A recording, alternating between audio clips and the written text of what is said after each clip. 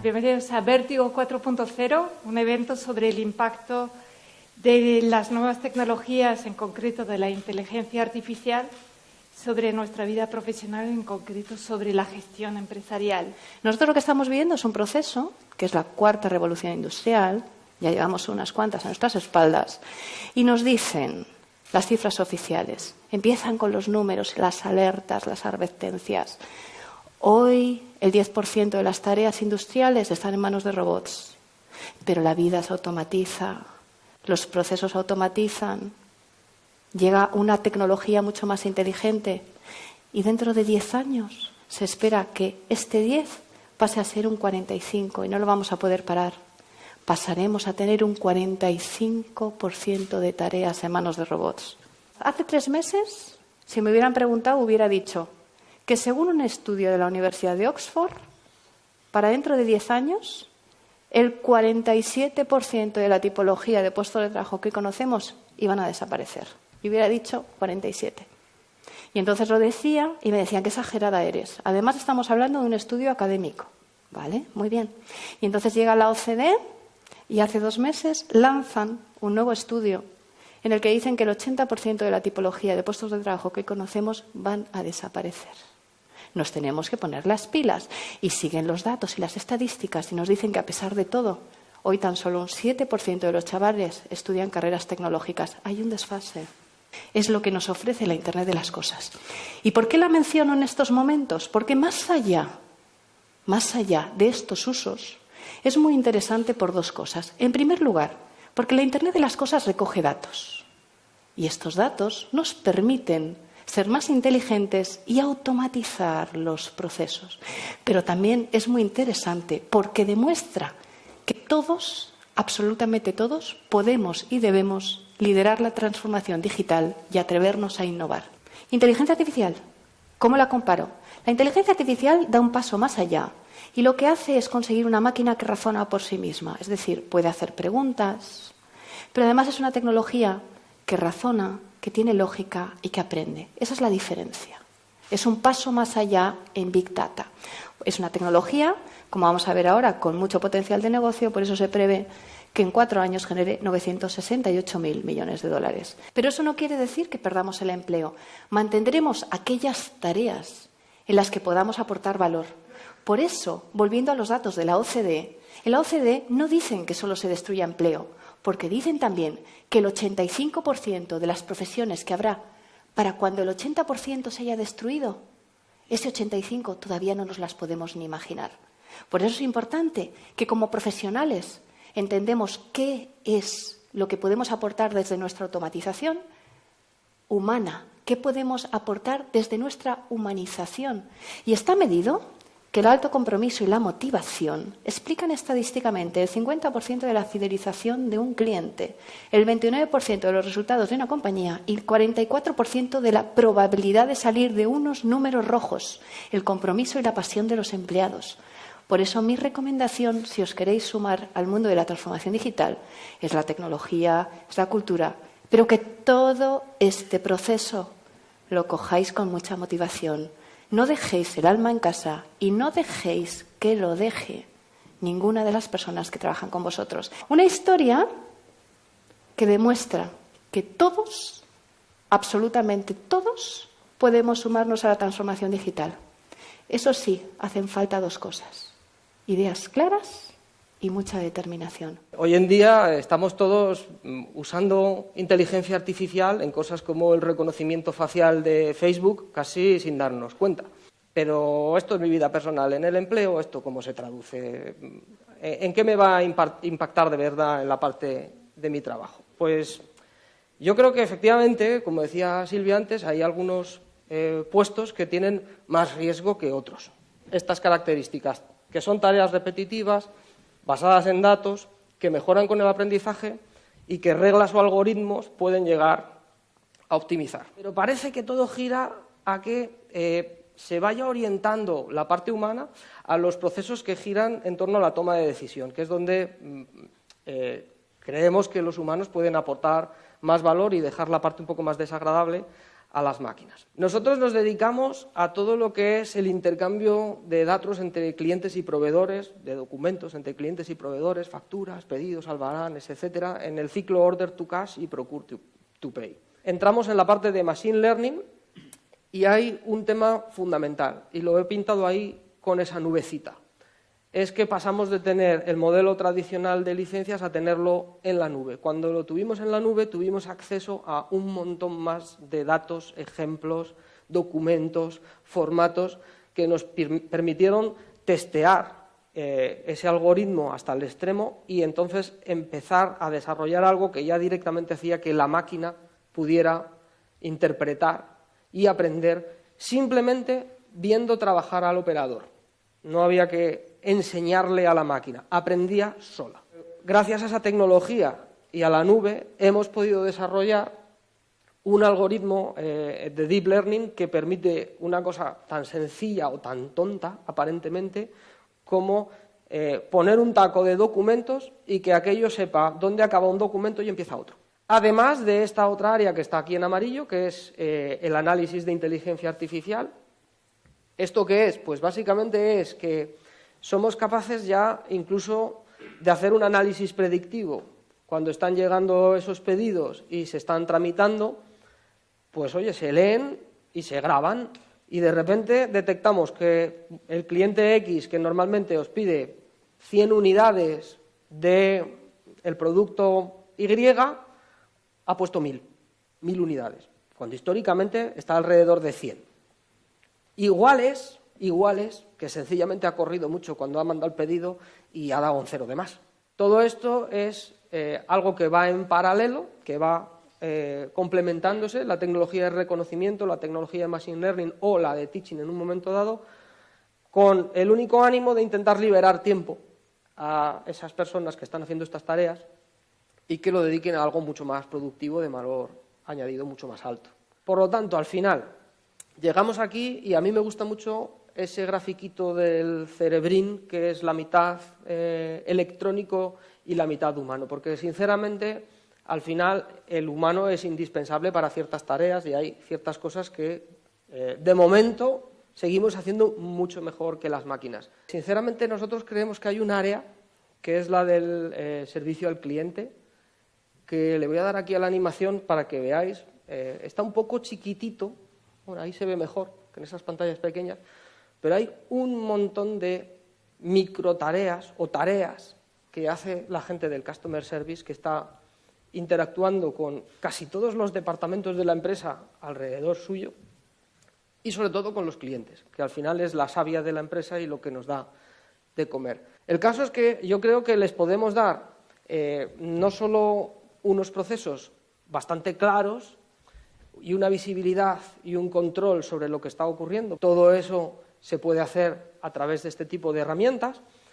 Y me he dejado el redondelito azul para el final de la independencia de IT, porque creo que es muy importante. Vemos que muchas veces el departamento de tecnología en las empresas, por ejemplo, en el caso que os contaba antes del EDI, a veces les obliga a trabajar a esta gente con unas herramientas que son muy tecnológicas y que no están demasiado adaptadas al negocio. Con lo cual, el que les puedas dar una herramienta de inteligencia artificial que va aprendiendo por detrás y que les es fácil de usar a la gente de negocio es fundamental para que no tengan que llamar a un departamento de IT que a veces no está ni siquiera en el país, está en Alemania, está en vete a saber dónde, y que les tardan mucho en contestar y en resolver los problemas de tecnología que tienen en el día a día. Jesús nos ha hablado, entre otras cosas, del Customer Service y sabemos todos que es un eje central, algo muy importante para poder comunicarnos con nuestros clientes y que los clientes se comuniquen con nosotros.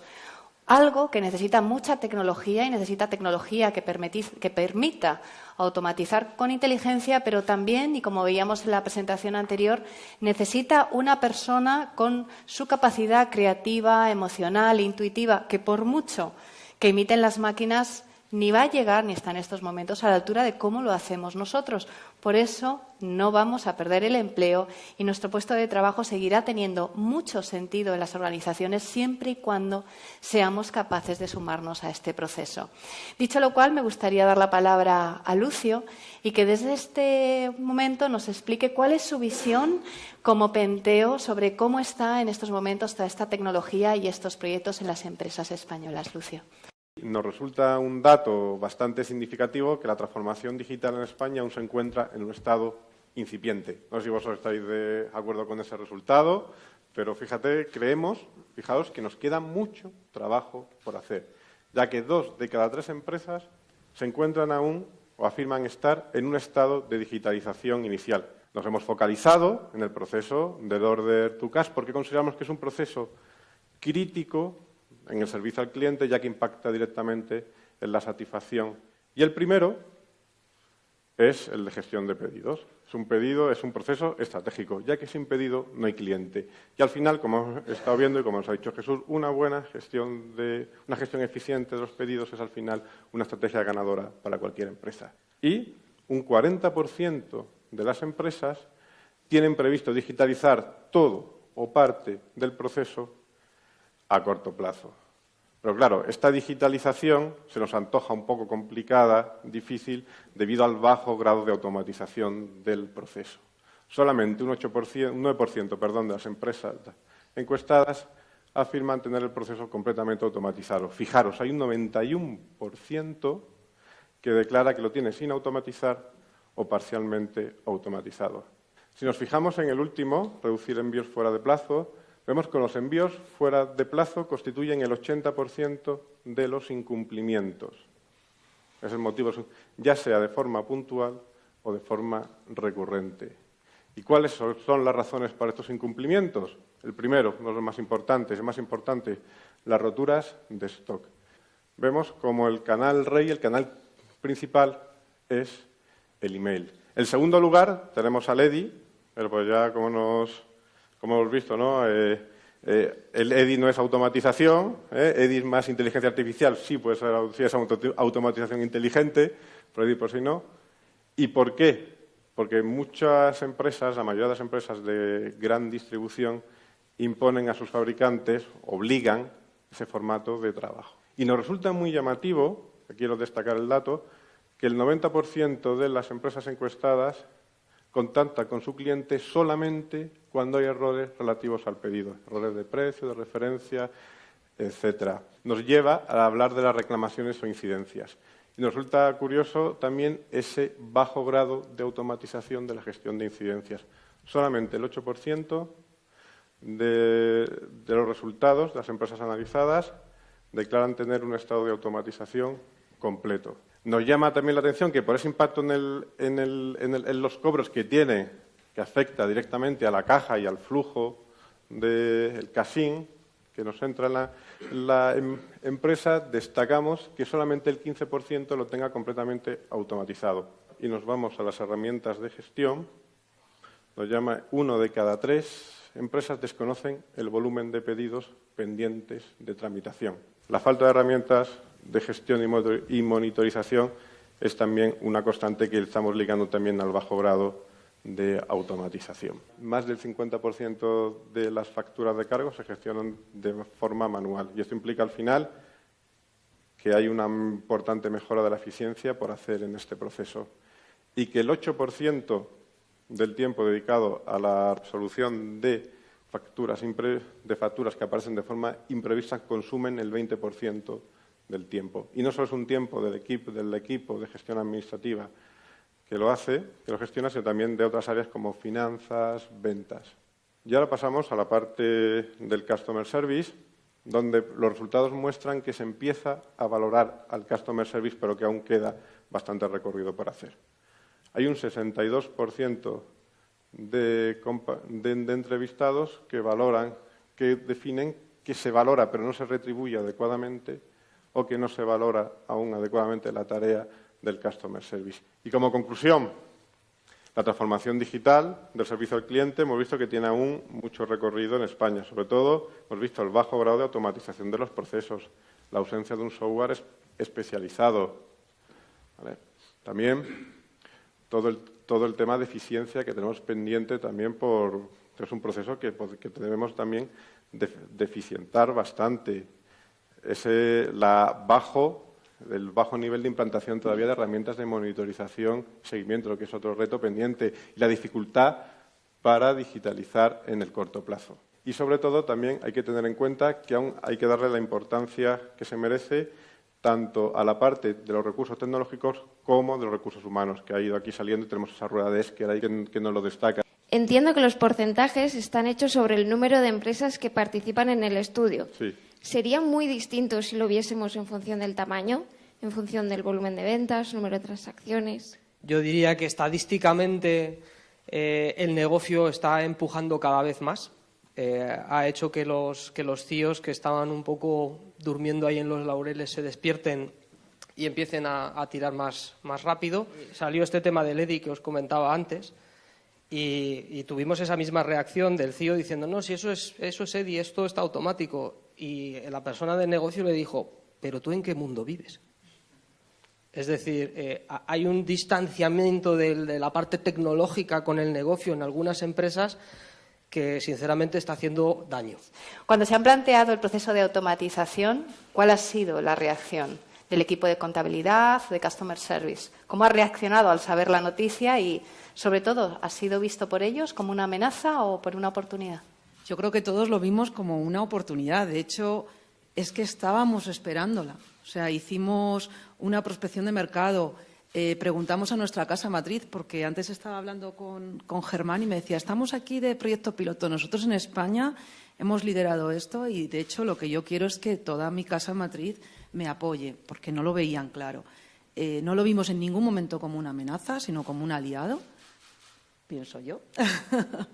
Y estamos deseando avanzar más, porque todavía yo creo que hemos empezado con las facturas de clientes y seguramente podamos continuar en todo el proceso de automatización y digitalización de muchísimos más procesos. En mi parte, nosotros nos dedicamos a la parte de atención al cliente, el Customer Service, y sí que en mi equipo, que son bastantes personas, sí había parte del equipo que era muy reticente y sí lo veía un poco como una amenaza a su puesto de trabajo. Pero enseñándoles la herramienta, viendo el día de la formación, que estaban muy expectantes, sí que lo vieron como al final una oportunidad y una mejora dentro del departamento que nos iba a ayudar a todos al final a automatizar esta tarea tan repetitiva dentro del departamento y a su vez ayudarnos realmente a focalizarnos en la atención al cliente, que es lo que realmente nosotros damos valor y aportamos a nuestros clientes finales. Ese valor añadido que una máquina, como bien hemos visto durante toda la mañana, no lo da. Bueno, pues en mi caso es un poco un mix de las dos respuestas anteriores. Yo diría que hay dos niveles. A nivel de dirección se vio como una oportunidad desde el primer momento. Aunque también es cierto que era un poco el mensaje de sí, es una oportunidad, que bien, vamos a hacerlo, pero en ningún momento era una prioridad, ¿no? Con lo cual también tienes que trabajar para decir, oye, en algún momento hay que empezar. Pero yo diría que a nivel de dirección era un mensaje positivo. Pero es cierto que luego a nivel operativo, con la gente de Customer Service, su primera reacción es de amenaza. Yo tengo una serie de tareas y responsabilidades que me están diciendo que hay un sistema que lo va a hacer por mí. Entonces, mi puesto de trabajo puede estar en peligro, ¿no? Es muy importante evitar la comunicación en este sentido. Es decir, tienen que entender qué valor tiene para ellos esta aplicación.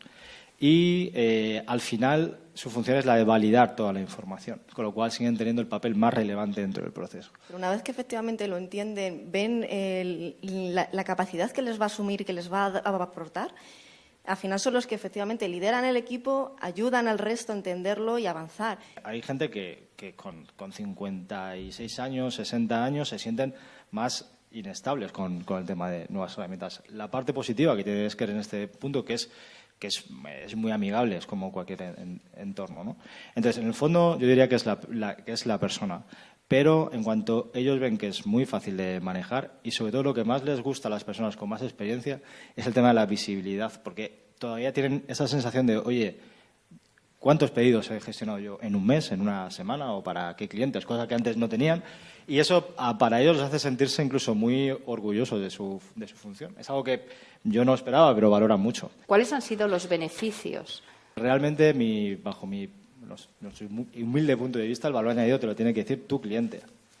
Porque no podemos llegar, normalmente vivimos en un entorno que los clientes son más exigentes cada vez y hay funciones, si quieres ser proactivo necesitas tener recursos para hacerlo. Con lo cual, quitándote este trabajo manual vas a tener más espacio para dedicarte proactivamente al cliente y eso es algo que es la primera ventaja que nos ha dado a nosotros la herramienta.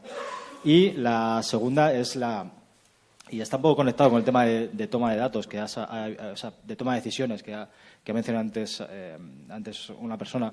Realmente, desde el punto de vista de manager, es más fácil tomar decisiones sobre prioridades, por ejemplo, o sobre cómo repartir las funciones dentro de un equipo, teniendo esa visibilidad. Como manager sí que me ha ayudado bastante la herramienta, como bien están diciendo, ¿vale? Para lograr repartir y tomar esas decisiones con el departamento. Porque en Logista Pharma, dentro de nuestra empresa, estamos en varios centros y hasta que no llegó Esker era bastante complicado repartir las tareas dentro del equipo, ¿vale? Como os comento, estamos en varios centros, entonces nos ayuda precisamente a esto, que independientemente del centro en el que estemos, podemos asumir la tarea. Entonces, en tiempo real, que para nosotros es muy crítico, nos sirve para dar apoyo dentro de todos los centros, a lo mejor algún laboratorio en concreto que necesite por urgencia médica sacar ciertos productos. También nos ha supuesto a la hora de métricas. Es verdad que hasta que no llegaba Esker teníamos una serie de métricas, pero no nos dejaba analizar mucha información, cosa que ahora sí que lo tenemos. Y como bien hemos hablado también de costes, al final es algo que nos ayuda dentro del departamento a la reducción de costes, por un lado, departamental, pero a la vez también incremento de facturación. Y eso siempre está muy presente dentro de nuestra organización. Pero creo que lo que ha cambiado, y Fran, dime si me equivoco, es que ahora somos mucho más exigentes. Nosotros hemos implementado la herramienta Esker en el marco de un proceso de optimización de todo. Pero lo que nos ha hecho es ser más exigentes porque empezamos a ver que perdemos el miedo. Aunque tampoco había reticencias, pero bueno, siempre tienes alguna duda, no tanto de pérdida de puesto de trabajo, pero sí cómo van a variar tus funciones, tu relación con el cliente. Y hemos visto que ha habido una aceptación enorme del cliente. En general, como cualquier otra tecnología, lo que estamos dando es una capacidad, ¿vale? Y en este caso, la mezcla de robótica, automatización, inteligencia artificial, lo que está dotando a las empresas y lo que deberían buscar es una capacidad de cambiar su modelo de operación, su modelo de producción. Ahora, toda la tecnología de robótica e inteligencia artificial está dotando a las áreas de back office de esas capacidades que tenía tradicionalmente la industria. ¿Y qué es lo que hacen estas capacidades? Básicamente, y aunque parezca lo contrario, están humanizando las funciones. ¿Por qué? Porque están extrayendo de todos nosotros el robot que tenemos dentro, las actividades repetitivas, las de poco valor, las manuales. La automatización inteligente es una mezcla de inteligencia artificial y humana. Eso es lo que nos enseñó Jesús. Es la mezcla, es sacar lo mejor, como comentaba ahora Marcos, de la fusión, de la conexión de distintas partes, ¿no? Y es posible y es lo que hace precisamente esta automatización.